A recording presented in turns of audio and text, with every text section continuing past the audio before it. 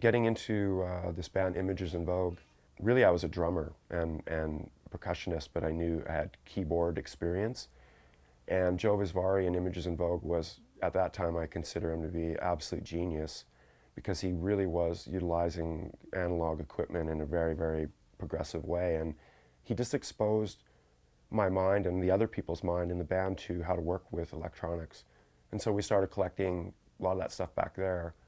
And then that opened the doorway to how to, approach music with, synthesizers and electronics. So, well, I think what was interesting is that, the learning experience of being in Images in Vogue was like a full, almost, it was like university because we encountered everything that we could learn about music, like the industry, recording, how to do all these things, how to play live, how to be in a band. And then I realized that I was doing all these things, but I wasn't really touching where I felt I was. It wasn't long before I found myself in the recording practice space on my own and formulating my own ideas that I didn't realize I was making my first songs. And then before too long, I was at a party and there was some equipment there. It was like it was a Pro 1 and a TR-606. And I just roughly put it together and set it up, and I started jamming this thing in the corner. And this other guy at the party who I didn't know came up to me and showed an interest. And I said, well, why don't you write some lyrics and I'll record it. And it turned out to be Ogre, just like that. And so that was the creation of our first song, was completely by random. At the same time, I was hanging out in a lot of the late night clubs in Vancouver, and I was really good friends with Bill Lieb. And so Bill Lieb at that time was a guy that was really ahead of the game as far as the stuff he was listening to. I mean, sure, we were all listening to, new wave and everything that was coming out and everything like this, but Bill had already cracked the surface of the underground, and he was well into Throbbing Gristle, Cabaret Voltaire, and like the early likes of the experimental industrial scene. And then so what kind of made it interesting is that we would get together and sort of talk about how most of these bands use really minimal production as far as their rhythms were concerned. And everyone was always using really small, tiny little drum machines and stuff. And we thought that what would it take if we would go into a studio and just start messing around with production on rhythm and emphasize the drums as being these huge things with electronics. And that was what I think that really broke ground for Skinny Puppy.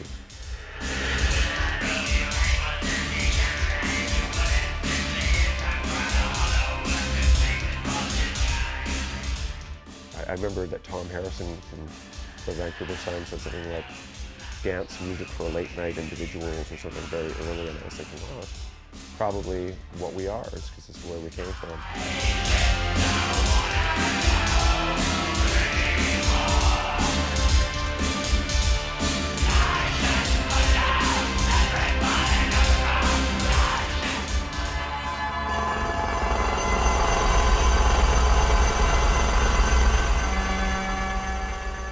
Jackhammer is a song where it's like, I think it's the first time I ever put the 808 through a distortion. And I started to realize, that by misusing something, I would end up with something better than by trying to treat it properly or something. And so that's why I sort of piqued an interest in equipment that I could find for a couple $100s. Like in those days, people were getting rid of their analog stuff cheap. So I was going out and buying Moogs for 200, or we go out and everyone kind of bought a mini Moog. It was at that time Bill and all of us when I was basically really wanting to just get into analog and then see how we could mess it up. So that was really, really kind of the impetus and what brought us together is that we would get a Porta Studio and all get together and jam. And we kind of called that brap. It was like jamming, with our word for that. And that kind of formed like a whole party that would happen each weekend, and we'd end up laying down quite a few tracks and realized later that I think years later, that we were onto something pretty progressive at the time.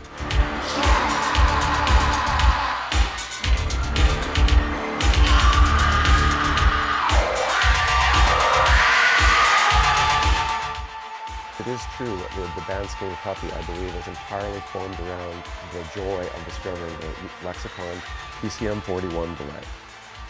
I mean, the first time I heard this delay, I thought, this is God. And so everything that we did was processed through that. And so the world of digital was right away, you know, as far as like how we were using that and what we were hearing as, you know, the whole idea is that what are we hearing? It was just so fabulous. And then so to take the original Korg delays, the STD-1000s, and use those as samplers was really, really instantly gratifying that we could replace the drums on a TR-808 with a click trigger, that we could have a or a, you know, and it would create this whole new face. And it was really that when we met Tom Mellard from Severed Heads, that basically he was the impetus for saying, never use normal drum sounds again. Let's hit that pillow, let's bash that box, let's hit that bar, and record it into the delay and trigger it. And that was like, opened up a whole new door. The next doorway being opened was by Dwayne Gettle, absolute genius. When I met Dwayne, he was in an opening band that played the Skinny Puppy called Water. He was like a one-man band with a girl singer, Mandy, and they were just amazing. And I was like jaw-dropping about what he was achieving at the time. I think it was like 1985. And I came backstage and I said, hey, how are you doing? And he goes, wow, you sound like excessive 16K to me. I was like, wow, this guy's a genius. Somehow had this inkling that when Bill Reed didn't want to tour, that I thought like I maybe found the right guy in Dwayne. And so we talked and he showed massive interest, but what Dwayne brought into the band and brought along was his whole new experience with like the Mirage, the new sampler of the day, the Ensoniq Mirage. You know, that thing was like a spaceship when it first arrived. It made people get rid of everything, you know, and start thinking on that level because it was affordable. At the last album of Skinny Puppy, The Process, we were in a situation where we had time and a studio and a house, and we had ideas that were kind of in a crossroads. We didn't know whether to go fully techno or where it was headed. We were in a state of where there was a bit of confusion, but a lot of things were happening. And then I think Fred from Psychic TV came in and he had a surge panel. I said, what's that? And he says, oh, you got to check this out. And I got a panel and I started messing with that. And so yeah, that was my first real entry into modular. And a song came out of that called Blue Surge, which was really just the beginnings of messing with it.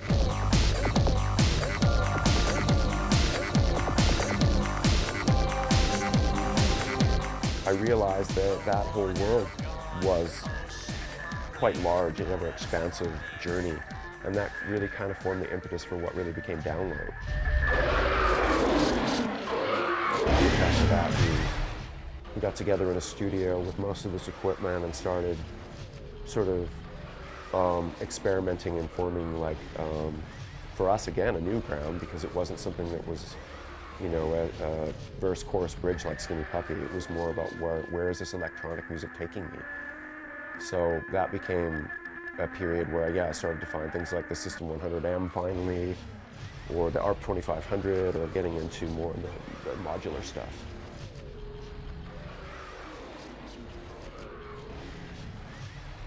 I've had a chance to work on say, Roland System 700, or some of the more larger modulars and stuff, and I kind of find that the size and just the sheer magnitude of it all, it kind of doesn't interest me as much as where the world's gone with Euro now. I've heard sounds from this Euro modular that I've never heard from other synths that I've had for 20 years. And it's not to say that I maybe haven't approached those in a different way, because I could probably see that. I think that with Euro modular setups, it helps you to kind of analyze the way you programmed before, and makes you a better programmer when you look back on your old synth. You say, oh, I think I understand more how to utilize that possibly in a different way that maybe I'm used to thinking. So in a way, I think it opens up everybody's avenues of perspective. But it is true that I've heard things out of the Euro setup that I've never heard before from a synthesizer, and that's what kind of blows me away about it. Having quite a few modules, I stumbled across a Model 15, and it instantly kind of became one of my favorite modules in my rack. I was using it. I find I'd want to use it on everything, and I didn't really know the story behind Plan B or whatever, or anything, but oddly enough, Naib from Gorilla Box introduced me to Peter one day because he kind of lived in the neighborhood. And so I got a second Model 15 on the internet, and it wasn't working. So I thought, well, maybe I'll call up Peter and I'll go over there and get him to fix it.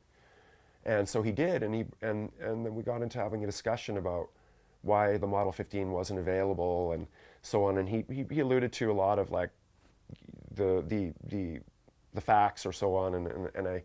He said that, you know, what I really need is someone that will take on the business responsibility and really fulfill and really help me to, get this oscillator out. And so I thought that, gee, that's something I can do and I can get behind because I really love the oscillator. And plus that, I really wanted a Model 37 LFO, and they're virtually unobtainable.